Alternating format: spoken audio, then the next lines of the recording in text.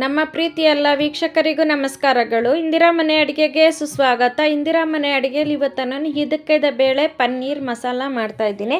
ಹಿದಕಿದ ಬೇಳೆ ಪನ್ನೀರ್ ಮಸಾಲ ಮಾಡೋದಕ್ಕೆ ಮೊದಲಿಗೆ ನಾನೊಂದು ಪ್ಯಾನ್ ತೊಗೊಂಡಿದ್ದೀನಿ. ಪ್ಯಾನ್ಗೆ ನಾನೊಂದು 4-5 ಸ್ಪೂನಷ್ಟು ನಾನು ಬೆಣ್ಣೆ ಹಾಕ್ಕೊಳ್ತಾ ಇದ್ದೀನಿ. ಬೆಣ್ಣೆ ಇದು ಫ್ರಿಡ್ಜಲ್ಲಿ ಇಟ್ಟಿದ್ದು, ಹಾಗಾಗಿ ಪುಡಿ ಪುಡಿಯಾಗಿದೆ ನೋಡಿ. ಇವಾಗ ಅದಕ್ಕೆ ನಾನು 100 ಗ್ರಾಮಷ್ಟು ಪನ್ನೀರ್ ತೊಗೊಂಡಿದ್ದೀನಿ. ಪನ್ನೀರನ್ನ ನಾನು ಇವಾಗ ಚೆನ್ನಾಗಿ ಮೀಡಿಯಮ್ ಫ್ಲೇಮಲ್ಲಿ ಇಟ್ಕೊಂಡು ನಾನು ಸ್ವಲ್ಪ ಕಲರ್ ಚೇಂಜ್ ಆಗೋ ತನಕ ನಾನು ಫ್ರೈ ಮಾಡ್ಕೊಳ್ತೀನಿ. ಒಂಚೂರು ಯೆಲ್ಲೋ ಕಲರ್ ಬರೋ ತನಕ ಫ್ರೈ ಆದರೆ ಸಾಕು, ತುಂಬ ಗೋಲ್ಡನ್ ಕಲರ್ ಏನು ಬರೋದು ಬೇಕಾಗಿಲ್ಲ. ಇವಾಗ ಮೊದಲಿಗೆ ನಾವು ಇನ್ನೊಂದು ಬಾಣಲಿ ತೊಗೊಂಡಿದ್ದೀನಿ. ಚಿಕ್ಕದೊಂದು ಬಾಣಲಿ ತೊಗೊಂಡು ಅದಕ್ಕೆ 2 ಸ್ಪೂನ್ ಎಣ್ಣೆ ಹಾಕ್ಕೊಂಡು ಅರ್ಧ ಇಂಚಿನ ಚಕ್ಕೆ, 3 ಲವಂಗ ಆದಮೇಲೆ ಒಂದು ದಳ ಜಾಪತ್ರೆ ಹಾಕ್ಕೊಳ್ತೀನಿ. ಜಾಪತ್ರೆ ಹಾಕ್ಕೊಂಡಿದ್ದಾದಮೇಲೆ 1 ಸ್ಟಾರ್ ಹೂವು ಹಾಕ್ಕೊಳ್ಳೋಣ. ಸ್ಟಾರ್ ಹೂವು ಹಾಕ್ಕೊಂಡಿದ್ದಾದಮೇಲೆ ಒಂದು ಸ್ವಲ್ಪ ಕಾಳು ಮೆಣಸು, 1/4 ಟೀ ಸ್ಪೂನಷ್ಟು ಕಾಳು ಮೆಣಸು, ಅರ್ಧ ಟೀ ಸ್ಪೂನಷ್ಟು ಜೀರಿಗೆ, ಅರ್ಧ ಟೀ ಸ್ಪೂನಷ್ಟು ಸೋಂಪು ಕಾಳು ಮತ್ತು 2 ಏಲಕ್ಕಿನ ಹಾಕ್ಕೊಳ್ಳೋಣ. ಏಲಕ್ಕಿನ ಹಾಕ್ಕೊಂಡಿದ್ದಾದಮೇಲೆ ದೊಡ್ಡ ಗಡ್ಡೆ ಈರುಳ್ಳಿನ ಕಟ್ ಮಾಡಿ ಹಾಕ್ಕೊಳ್ಳೋಣ.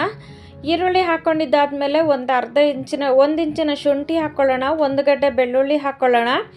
1 ಗಡ್ಡೆ ಬೆಳ್ಳುಳ್ಳಿ ಹಾಕ್ಕೊಂಡಿದ್ದಾದಮೇಲೆ 4 ಹಸಿಮೆಣ್ಸಿನ್ಕಾಯಿನ ಕಟ್ ಮಾಡಿ ಅರ್ಧಕ್ಕೆ ಮುರಿದು ಹಾಕ್ಕೊಂಡು ಸ್ವಲ್ಪ ಫ್ರೈ ಮಾಡ್ಕೊಳ್ಳೋಣ. 2 ನಿಮಿಷ ಫ್ರೈ ಆದರೆ ಸಾಕು, ತುಂಬ ಕಲರ್ ಚೇಂಜ್ ಆಗೋದು ಬೇಡ, ಏನು ಬೇಡ. ಸ್ವಲ್ಪ ಮೆತ್ತಗಾದರೆ ಸ್ವಲ್ಪ ಕಲರ್ ಚೇಂಜ್ ಆದರೆ ಸಾಕು. ಇವಾಗ 1 ದೊಡ್ಡ ಟೊಮೆಟೊನ ಹಾಕ್ಕೊಂಡಿದ್ದೀನಿ. ಟೊಮೆಟೊ ಹಾಕ್ಕೊಂಡು ಸ್ವಲ್ಪ ಮೆತ್ತಗಾದರೆ ಸಾಕು, ತುಂಬ ಮೆತ್ತಗಾಗೋ ಅವಶ್ಯಕತೆ ಇಲ್ಲ ಇದು.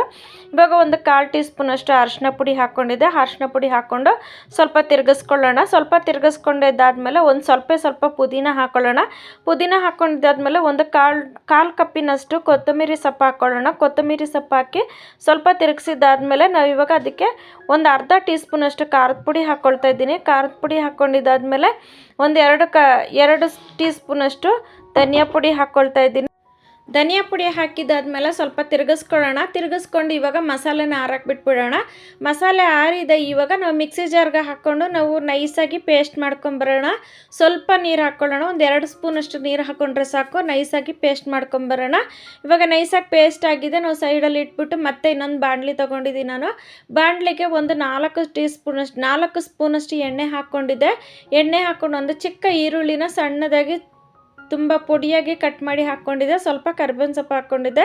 ಕರ್ಬೇವಿನ ಸೊಪ್ಪು ಹಾಕ್ಕೊಂಡಿದ್ದಾದಮೇಲೆ 1 ಚಿಕ್ಕ ಟೊಮೆಟೊನ ಸಣ್ಣದಾಗಿ ಕಟ್ ಮಾಡಿ ಹಾಕ್ಕೊಂಡಿದ್ದಾದಮೇಲೆ ಸ್ವಲ್ಪ ಚೆನ್ನಾಗಿ ತುಂಬ ಮೆತ್ತಗಾಗೋವರೆಗೂ ನಾವು ಫ್ರೈ ಮಾಡ್ಕೊಳ್ಳೋಣ. ಎಲ್ಲ ಎಣ್ಣೆ ಬಿಡೋ ತನಕ ನಾವು ಫ್ರೈ ಮಾಡ್ಕೋಬೇಕು, ಅದರಲ್ಲಿ ನೀರಿನ ಅಂಶ ಹೋಗೋ ತನಕ. ಇವಾಗ ಮಿಕ್ಸಿಲಿ ರುಬ್ಬಿರೋ ಮಿಶ್ರಣನ ತೆಗೆದು ನಾವು ಮಸಾಲೆ ಎಲ್ಲ ಹಾಕ್ಕೊಳ್ಳೋಣ. ಬಾಣಲಿಗೆ ಸೇರಿಸ್ಕೊಂಡು ಸ್ವಲ್ಪ ಎಣ್ಣೆ ಬಿಡೋ ತನಕ ನಾವು ಸ್ವಲ್ಪ ಫ್ರೈ ಮಾಡ್ಕೋಬೇಕಾಗುತ್ತೆ. 5 ನಿಮಿಷ ಫ್ರೈ ಮಾಡ್ಕೋಬೇಕಾಗುತ್ತೆ ಮೀಡಿಯಮ್ ಉರಿನಲ್ಲಿ ಇಟ್ಕೊಂಡು.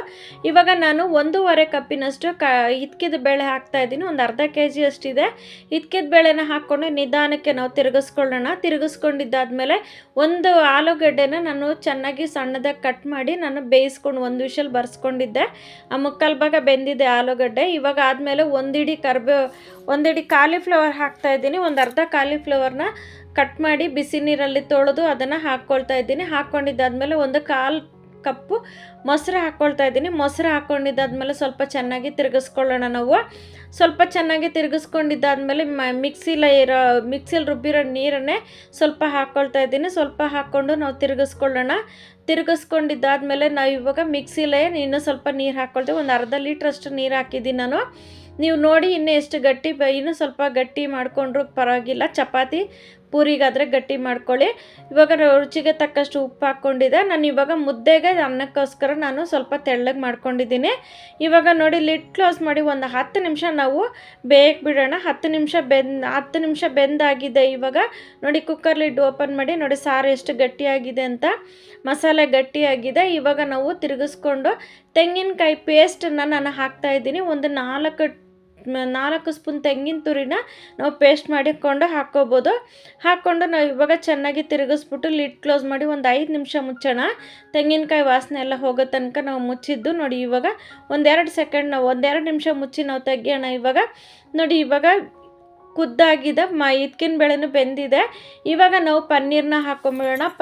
ಫ್ರೈ ಮಾಡಿರೋ ಪನ್ನೀರನ್ನ ಇದಕ್ಕೆ ಸೇರಿಸ್ಕೊಂಬಿಟ್ಟು ತಿರುಗಿಸ್ಕೊಂಬಿಟ್ಟು ಒಂದು 2-3 ನಿಮಿಷ ನಾವು ಮುಚ್ಚಿಟ್ರೆ ಸಾಕಾಗುತ್ತೆ. ನಮಗೆ ಪನ್ನೀರ್ ಇದಕ್ಕಿನ ಬೇಳೆ ಪನ್ನೀರ್ ಮಸಾಲ ರೆಡಿ ಆಗುತ್ತೆ. ಇವಾಗ ಸ್ವಲ್ಪ ಕೊತ್ತಂಬರಿ ಮಾಡ್ಕೊಳ್ಳೋಣ.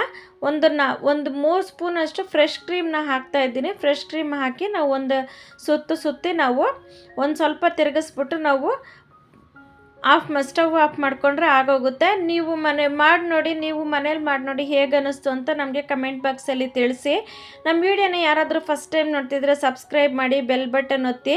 ಇದು ಅನ್ನಕ್ಕೆ, ಚಪಾತಿಗೆ, ಮುದ್ದೆಗೆ ಮತ್ತು ಪೂರಿಗೆ ಎಲ್ಲದಕ್ಕೂ ತುಂಬ ಚೆನ್ನಾಗಿರುತ್ತೆ. ನಮ್ಮ ವಿಡಿಯೋನ ಸ್ಕಿಪ್ ಮಾಡದೆ ನೋಡಿದ್ದಕ್ಕಾಗಿ ಧನ್ಯವಾದಗಳು ವೀಕ್ಷಕ.